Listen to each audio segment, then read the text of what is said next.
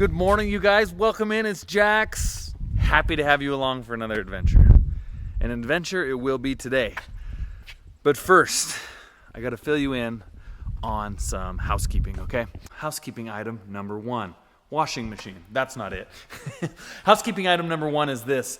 As the channel has grown, of course, all in thanks to you guys, the more you engage, some of you have shared this channel, some of you view the channel, subscribe to the channel, etc., etc. Of course, it's grown. It's gotten bigger. As it gets bigger, it gets more traction in the eyes of all these marketing folks. You start to get a lot of questions wondering, hey, would you check out this item for us? Would you share this on your channel? So many inquiries.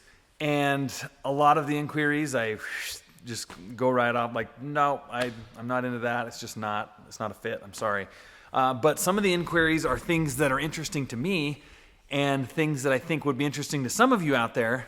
Now, let me tell you real quick, in the past, how I've done a lot of this is I integrate these products into my videos. And some of those things, I'll continue to do that, small things. Starting to get some bigger items, some things that I'm like, oh man. I'll give you an example, these electric bikes, these fat tire bikes. I've really grown to love them, and apparently some of you have as well, because we had quite a few orders from that last video, which I integrated that bike into the video, and it took up a lot of time. But because of that, somehow that data gets out to people. Apparently, I would assume YouTube uses that, or whatever, gives people access to that data. And I've been getting a lot more inquiries from other companies to do the same. And I'm like, well, I can't really do that again on my channel. It's just not fair to you guys as viewers out there, because you're here to watch what I do for a living, what we're out here doing, right? And so I was trying to think of a way. The other problem that I run into is trucking's getting a little tough out there. It's getting tough. The trucking economy is really struggling right now. And so I'm always looking at a way to try to make a little more scratch, especially this time of year. The seasons are coming to a close. It's the end of the year. Anyway, what I'm getting at is that I have an opportunity to make some extra side money, but I don't want to do it at the expense of a lot of you guys that are watching out there and gals.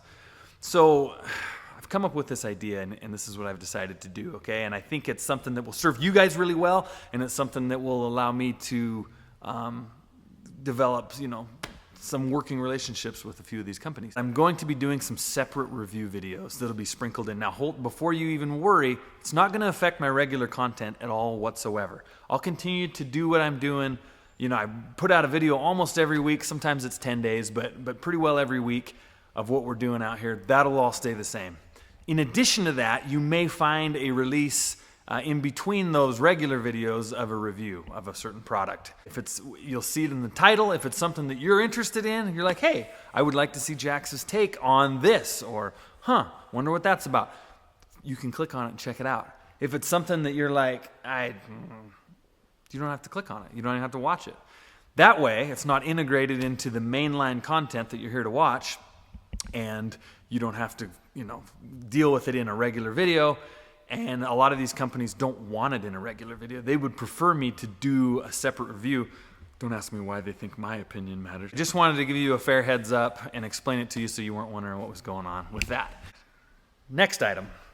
A lot of you have asked about James, the mechanic. Remember, it was about a year ago this time, a little over a year ago, that we were right here on this very shop floor overhauling my Kenworth with the Detroit in it. You guys, James is doing great. James is doing better than he has in many, many years. We've stayed in close contact. We had plans actually to get together and shoot a video this year. Circumstances and work and things just didn't allow for it. But we do have a surefire collaboration plan again with James. Probably going to be in the springtime. James will be, he'll be back for sure. And if I have a truck that blows up, James will be back very soon. Right now, everything's running good. Knock on wood. I probably just cursed one of my engines to blow up on me by sharing that. But I had a lot of you ask about James, and I wanted to catch you up on that. Housekeeping item number 3. I'm using a microphone today. Hopefully, it'll help keep the wind out. The oats. The oats are doing good. Some of you brought to my attention that oats can release a little moisture and cause some rotting issues. Been keeping a close eye. The oats are cool. The oats are great. Housekeeping item number 4, Big Papa. I know so many of you guys would love to just see this thing on the road full time, going and going. If the channel, honestly, just shooting straight with you, if the channel was big enough that fuel consumption of this baby would be subsidized by the income from putting it on the road, I would be all over it again for you. Problem is, diesel is $5 a gallon again, and as much as I stinking love this rig, I have to run a viable business that makes money, and it just doesn't work. So, Big Papa, for now, is still here for your viewing pleasure, but will not be back on the road anytime in the foreseeable future. However, speaking of housekeeping, Rooster's all done stacking hay with this truck, and I need to get it parked and out of the way, get these trailers off so it is put away for the fall. Now, with that said, does that mean you can't make money driving that truck? No, doesn't mean you can't make money driving that truck. The profit margin is just not acceptable for me at this time. Item number 5. Number 5, right here. Check it out. You guys remember this truck?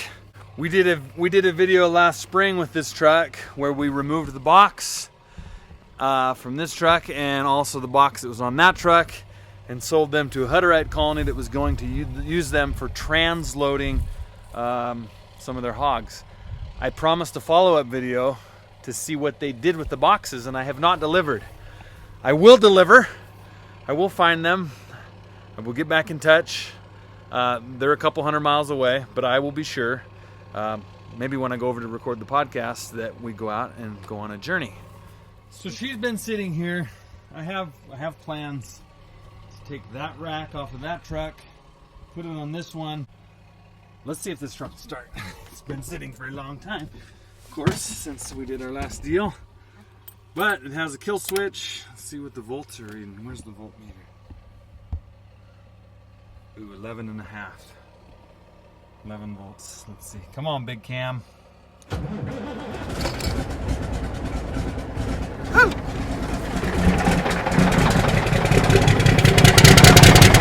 We might as well let her charge up, warm up, stir that oil around. Tell you what, never ceases to amaze me, these big cams. Housekeeping item number 5.5. If anybody's looking for a walking floor trailer, 45 footer, give me a holler. I need to send that baby down the road. You can shoot me an email. Without further ado, the subject of today's video, oversized loads. Man, you guys, these are big old tanks. Big old tanks. 10,000 gallon polyurethane liquid fertilizer holding tanks headed to a farm about 300 miles from here. They're big. They're 12.6 tall. They are 12 feet wide, and they are slippery, you guys. I'll explain that in a minute. They are slippery buggers. Being 12 feet tall, they actually need a drop deck trailer. I don't own a drop deck trailer, so I rented one from a friend of mine. And here we are, man alive. Big old things. Check this out from the back. Really fighting the wind out here today, you guys. I'm doing my best to try to keep this microphone protected. And on a step deck, here's the tricky thing. Guardrails, depending where you're at, the guardrails are very close to that height. So hopefully this is better. I'm really trying to cover this mic. The deal with these tanks is that a friend of mine, he deals this product. It's called Nature's, or it's not yours. Nature's. Anyway, apparently Nature's has a client up north and east of here in the extreme northeast corner of Montana that needs some liquid fertilizer. Now, when you're farming, there's a few different ways to fertilize. There is liquid fertilizer. I'm going to get up here in the lean-to. This wind is going to ruin the video. There's granular fertilizer, which would be like what a lot of you may put on your lawns or on your fields, depending who's watching. And then there's the ranch style fertilizer, which would be taking the manure spreader and spreading cow manure from the feedlot all over your fields. He said, get up here in the evening, spend the night, and we'll unload them first thing in the morning. Not the kind of schedule I prefer, just because, you know, I like to drive at night and try to maximize my time. But sometimes you just got to do what you got to do. Hey, just like that, the wind just vanished. Just like that. I guess that could be another follow-up. You guys, I mentioned this in a video before, but that truck, that's gonna be we're gonna do a series with that truck. Not this year, not 2023, but that truck's definitely going in. Okay, so there we are, you guys. Let me show you the problems I've been having. So as you can see up on the top there, those tanks have big molded hooks. They're just these big giant plastic hooks. So you take a strap, you hook it to the trailer, you go up around the hook and bring it back down. And there's a hook on each side of these tanks, right? There's one on the front side, there's one on the back side, right? Pretty simple. So I put these things on, I strapped them down tight, you know, away we go. I don't get 5 miles down the road and the straps are already starting to flap in the wind. Not good. Not a good situation. They shifted enough in that little tiny bit that I had everything measured out. What I did when I loaded them, my philosophy was put a little more off into the passenger ditch. I wanted about a foot extra on the passenger side of the trailer over there and a foot less of overhang on this side. Just because obviously you're going down, it's a 2-lane road the whole way, and I'd like to not have quite so much product hanging out into the center line. So I pushed things that way. In the short few miles that those straps loosened, everything shifted. Like one pushed over that way, this one pushed back. They're all wonky. So I need to remeasure them. Got the old Kubota out, and I'm gonna shuffle these a little bit, get them retightened. Hauling these poly tanks, you strap them down tight. I mean, they're sturdy beasts. Like, they're a sturdy tank, but they are flexible. So when you pull down those straps and tighten, I think what's happening is the tank's giving a little bit. They're just shifty, and I've got a long and very bumpy road to go. All right, here we go. It's our start. 31 inches on the lead tank. We got 30, I'm gonna call it 33 on the middle tank. Oh man. And 22 inches on the, so if we look from the back, I really like this back tank where it's at. You know, 1.5 feet over on the driver's side. I know we have some narrow roads with unlimited passenger side borrow pits and very limited center line clearance. So okay, I'd see we're at 26. I'd really like to get them in a few more inches.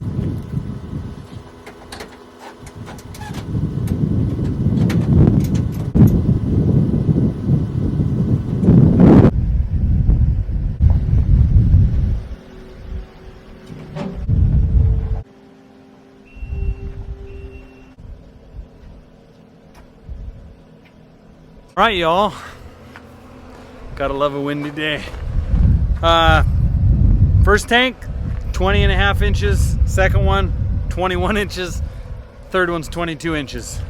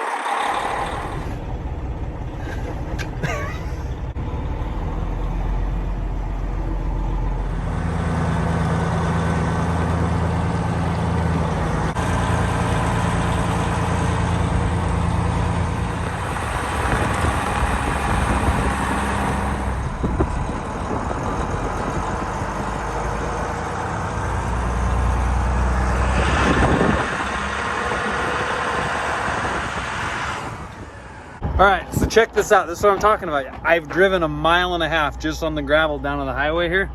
This was as tight, I could go boing. That's how loose it is in 1.5 miles. It's so weird. So I'm gonna crank these again. Again, I'm not gonna be nice to them. I'm just gonna keep cranking the snot out of them. But we'll, there's another pull out down the road here, a couple miles. 29. That one's also 29, and the back one's like 23. So they've shifted. This is weird, you guys. I'm only 20 miles from where I started, and have twice now got out and tightened these. They've definitely shifted, but seem to have stopped now. A lot of little factors can play into that. Those anchor points at the top, if they're not quite centered, might be part of it. This particular trailer only has winches on the driver's side, so it does pull a little harder this way. And they're getting better now. They only took like a click this time versus a lot of clicks last time. I do notice some strap marks. Yeah, they're going clear out here and down. See that? Kind of wondering if there's something to that. I'm sure these guys that haul them down from the factory have a little more experience with it. Like this strap here too, see that old mark where it must have came around? Not much I can do there, but that's when I can stop. We'll go. Like worst case, if something gets real funky, which it's not gonna because I'm watching it, but there's no danger of anything falling off. But if it shifts something weird that I don't like, I could always stop into somebody's ranch or farm along the way and sweet talk them into pushing a tank. Or I've got some winches, some ratchets rather, and I could move them around a little if we need to. But all right, we're just rolling here, kind of illustrating to you this the old white line fever. If I hug pretty much drive on the white line over here, can't see yet. No, it'll be hard to tell. See if you can tell there on the just inside the yellow line. Of course, the angle from here doesn't look that great, but that's where we're at. Ride the white line and you're good. You're just inside the dotted, so that's all right. As long as those things don't keep shifting out, I'm going to stop. There's another town up here in about 20 miles. I'm going to stop. My straps appear to still be tight, so we're going to stop, and we'll see if they're still shifting out into the other lane. I think I'm going to unstrap and try to follow those old wear patterns from those old straps. So not liking that. It's another 3 inches-ish. So we were changing the game plan, y'all. I'm going with the I already moved a couple of them, moving it clear out even past their market to try to get it around the side of this thing to hold it. I don't know, they are being shifty little buggers. We got to put a stop to it. Check this out. It's like crank. Watch what happens here. See that? Tightening this back strap is pulling the tank back over, so maybe there's something to that. I don't know. I'm gonna end up playing around here on the side of the road for a while. Don't worry, I'm in a kind of an abandoned construction zone, well out of the lane of traffic. And it probably looks like I'm just sitting out here on the highway. That's not the case. So let's get this squared away, and anyway, just truck. Okay, so check it out. We're all strapped up. We got this one back to 31. I think it was almost at 33, wasn't it, that last measurement? And then I got this one back to, where you at under the 27. So, like it, let's try it. Got another pull out down the road. This is an old cow hauling lane, so I kind of know all the spots, but everything feels good. I didn't even touch the back one. I'm leaving it alone. We'll see if this is the ticket. I really feel like they're wrapped around real nice. They're just kind of caressing the tanks now, just giving them a loving embrace. So, cross your fingers. The other thing I'm realizing too, I learned from that, is that with these tanks, if you need to shift them, I can loosen both straps on the tank, really pull it around the face of the tank, stick it in through the rail, and use that winch to just suck it over nice and easy. All right, everybody, losing my patience. One, because I forgot to bring a hair tie, so I'm clanging around under here, got hair in my mouth and my eyes. And two, I just can't seem to keep these things from moving. So the problem was, as it was strapped, the tank now was heading for the ditch, right? like very quickly. The last 15 miles, it made a major move. So I basically left these upper straps where they were at, and I took another strap, put it above this so it can't fall below, wrapped it around this tank like a sweet hug. Same thing here, kept it above this strap and around. So now this strap should keep that tank from, it's basically pushing the tank that way, and these straps are pulling the tank this way. So should be good, but you guys, I have no idea anymore. I don't know. We'll just go. It's hard because on this little highway, there's not many spots to stop. I had to go out in this field and kind of do a turnaround here, but cautiously optimistic. Cautiously. This is a great example of that trucking, every load is not a home run. Like, this is a good paying load, but it is so labor intensive. And part of that's probably on me because we don't really know the proper way to strap down a 10,000 gallon upright poly tank that's floppy as a pancake. But that's the reality of the situation. So a 5-hour run is turning into more like an 8-hour run, I bet, by the time we get up there, because something tells me that's not the last time I'm stopping. But no more dragging you along for those boring readjustments. I will let you know how it goes when we get up to where we're going. Well, good evening, you all. Good news is I made it up here. After that last adjustment that I made that I showed you, that was the key. I did stop once later on to check things again, and nothing had moved. Everything was good as gold. So I think I talked to a couple guys that have hauled these tanks, and they said, man, that's tanks. They are shifty. Those big poly tanks are shifty buggers. That's kind of the name of the game when you're hauling them. We got it finally, so definitely earned my money today. Was not easily given to me, but guy's gonna meet me here in the morning about 6 o'clock, 6:15 a.m. Not far from where we're parked, apparently. We'll get 2 tanks dropped off in one spot, and then we go south of town, dump the other 2 tanks, and I'm boogieing back home. Oh, good morning. Look at this. Everyone always thinking I got this greasy head of hair. I know sometimes it's greasy, most of the time, but every so often you just comb it out. And the world is good. Got a little rat there. 6:05 a.m. Did not sleep good. I'm even gonna put a little oil in my beard here. A little tea tree oil. I tell you what, you never realize just how many bugs and how nasty your window gets until you hit that morning sun. Northeastern Montana, between Scobie and Plentywood, Montana. Just met with Jesper. Sent me out here to this place. He's following behind in the loader. In the trucking world, there's just a lot of different levels of trucking, you know? It's not like trucking is trucking. There's just a lot more to it, and as was well reminded yesterday, over-dimensional or oversized loads are definitely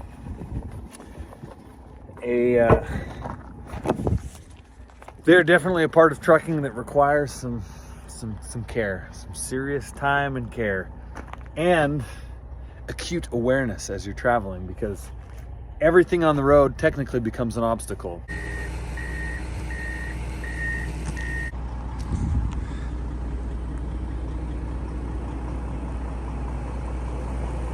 Look at that. Beautiful. Look at them bugs. We got one more to go. All right, y'all. Well, this is going to wrap up this video. I'm waiting on him. He's going to be here with the payloader in just a little bit. We'll get this last one off, and then I'm headed back. Plenty more work to do back home. What is that? Wow, there we go. Plenty more work to do back home. I'll bring you along as much as I can. Of course, you know I like to do that. I'm going to give you a quick trucking tip if you're out there trucking. When you're unloading, when you're around these people, whether it's on the loading side or the unloading side, I want you to remember that it's really important to be personable and conversational. On the front side of this load, when I loaded these tanks, I made a great connection with the guy and the actual rep for the company. And he inquired about my availability to be able to haul more tanks, saying we have a hard time, we don't move a lot of these, so because of that, when it's time to move these, it's hard to find someone that's there, because nobody can really depend on it necessarily. But that's right up my alley. That's right up my alley, because I don't have just one thing that I do. You know, I'm kind of always, man. By the way, look at that sky. That's a beautiful Montana sky. And then on this end over here, you guys might have potentially made a huge move on a trucking deal here on this end. So that's my advice to you. Always be friendly, be aware, and chat people up, because you never know what kind of huge opportunities may arise. If this opportunity comes to fruition, you'll know a lot more about it later.